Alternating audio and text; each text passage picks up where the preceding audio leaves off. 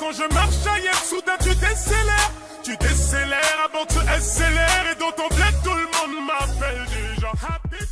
يسعد اوقاتكم غوالي، وان شاء الله يا رب تكونوا بألف ألف ألف خير. كيف بتكون يوتيوبر ناجح ومشهور بثلاث خطوات؟ إذا طبقت 3 خطوات رح تكون يوتيوبر مشهور وناجح بوقت كتير سريع. الخطوة الأولى لازم تكذب على متابعينك.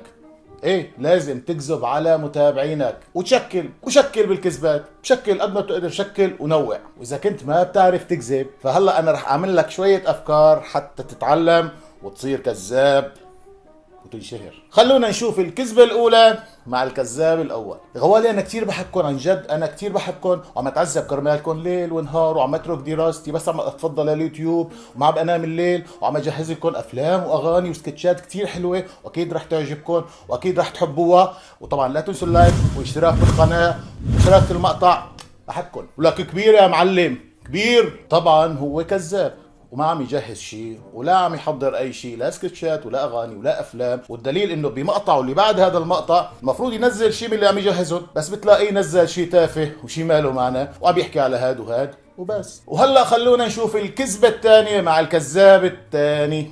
للاسف قناتي راح تتسكر، راح سكروا لي قناتي، مالي غيركم. يعني انتم بتعرفوا انا قديش تعذبت بهالسنة، راح يسكروا لي قناتي. انا قضيت معكم كثير ايام حلوه، هلا كيف بدي اعيش بلاكم؟ جد ما بقدر، ما بقدر افكر بالموضوع. بس اذا دعمتوني يعني انا متاكد انه اداره اليوتيوب راح يقدروا المحبه اللي بيني وبينكم وما راح يسكروا لي قناتي. يعني انشروا الهاشتاج اللي راح احطه وما تعيفوا باي مكان، اي مكان نشروه، ما تتركوا مكان الا ما تحطوا هذا الهاشتاج فيه. المهم ما يسكروا لي قناتي، انا مو مشاني، والله مو مشاني، مشانكم انتم، والله مشانكم انتم. انا بحبكم وما بقدر اتخلى عنكم، فدعموني، دعموني لايكات واشتراكات واشفي حواليكم ناس خلي يشتركوا بقناتي عشان ما تتسكر. مشانكم والله مشانكم. كبير يا معلم، كبير. وطبعا هالاخ كذاب وقناته ما راح تتسكر ولا اي شيء، هي كلها افلام حتى يكتروا متابعينه وتكبر قناته وينعرف اكثر. وهلا خلونا نشوف الكذاب الثالث والكذبه الثالثه. اكيد كلكم حابين تطمنوا على صحه الغالي صديقي وحبيبي ورفيقي رفيق العمر جورج وسوف ابو وديع، ولهيك انا قررت اتصل واحكي معه مباشر قدامكم حتى تطمنوا على صحته مباشر. خلوكم معي. هلا فورا رح اتصل مع ابو وديع واحكي معه مباشر قدامكم. سبحان الله، شوفوا هو اتصل معي، شايفين؟ جورج وسوف عم يتصل معي. امبارح حكى كثير ما جاوبته، فهلا كرمالكم رح جاوب جورج وسوف ورح احكي معه.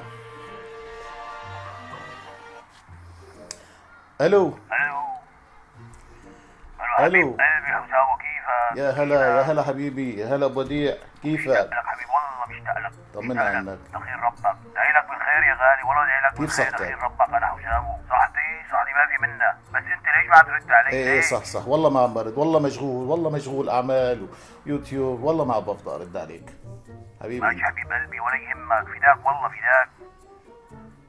الله يخليك حبيبي، انا بس حبيت اطمن جمهورك عليك انه صحتك منيحه وانت بخير. لا خيي، طمن جمهوري انه صحتي منيحه وعم اغني وعم العب رياضه، والله وكثير مبسوط. ما ناقصني غير شوفتك حسام، والله. جورج الو ماشي حبيبي ماشي، ابقى مر علي هيك، خلي اغني لهم للاولاد شوي يتسلوا معه. اوكي حبيب قلبي، اوكي يا عيوني، اوكي. باي باي حبيبي. الله معك باي حبيب قلبي، حبيب قلبي. كبير يا معلم، لك كبير. طبعا الاخ كذاب، ما عم يحكي لا مع جورج وسوف ولا مع فلان ولا مع علان ولا مع اي مشهور، لانه اذا كان رح يحكي مع جورج وسوف فبده يحجز قبل سنه حتى يقول له مرحبا. وطبعا في كتير كذبات تقدر تكذب فيهم على متابعينك، كتير. انت تفنن وابدع بكذباتك كيف ما بدك، ومتابعينك لانه قلبهم طيب اكيد رح يصدقوك ورح يشتركوا بقناتك. وهلا ننتقل للخطوه الثانيه بخطوات النجاح والشهره على اليوتيوب. لازم تنزل محتوى سيء ومالك تعبان فيه ابدا، محتوى سيء جدا والاحسن انه ما يكون في محتوى من اساسه. انت بس عليك تجيب مقطع فيديو من اليوتيوب وتعمل عليه ردات فعل، بس اهم شيء لازم يكون المقطع قديم وكل الناس شايفته 200 مرة، اهم شيء. ولازم تبالغ كتير بردات فعلك وتفرجي للناس انت قديشك بايخ وزنخ. وطبعا لا تهتم لا للمسبات او الكلام الزفر اللي راح يجيك على التعليقات، لا تهتم ابدا ولا تفكر فيه، يعني مثل هالعينه بالضبط. طبعا شباب بتعرفوا انه اللي بيضحك على هذا المقطع هو بيكون خسران. اكتبوا لي بالتعليقات كم مره رح تضحكوا بهذا المقطع وخلونا نباشر فورا. يلا.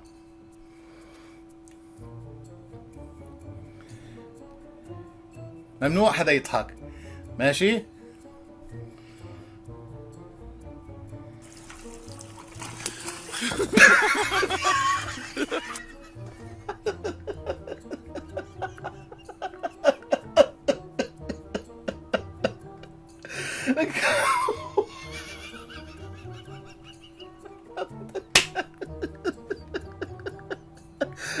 ما بقدر يا جماعة.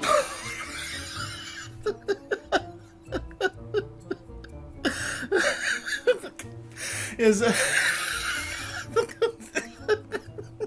شلون راح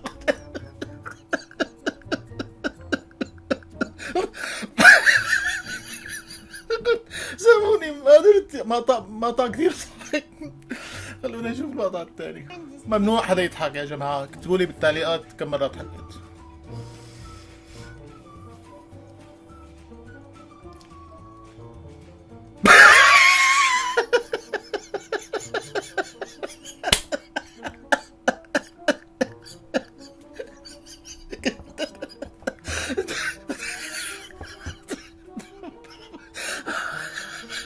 ما بقدر اسكت يا جماعة، خسران. كتبوا لي بالتعليقات كم مرة انت.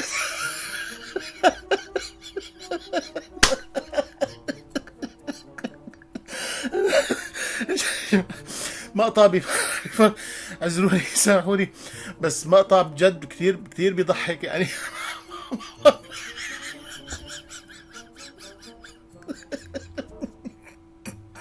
لك كبير يا معلم كبير. وهلأ ننتقل للخطوة الثالثة والأخيرة بطريق النجاح والشهرة في اليوتيوب. لازم تشوف حالك على متابعينك وتفرجيهم انك نفسية حامضة، ولازم بكل مقطع لك تمدح فيه جمالك وتتغزل بنفسك وتفرجي متابعينك انه بنات الدنيا كلهم ميتين عليك وميتين بدباديبك. ولازم تعمل حالك شغلة كبيرة ومالك شايف حدا قدامك ابدا، وما بتتابع حدا ولا بتشوف حدا. كبير يا معلم كبير. وهيك الثلاث خطوات خلصوا، بس انا رح اضيف خطوة رابعة وهي كتير مهمة. لازم تذكر اسم نور ستارز وهيلا تي في ونارين بيوتي بكل مقطع من مقاطعك وتحكي عليهم وتكتب اسمهم بالعنوان، هذا كتير ضروري ما تنسى.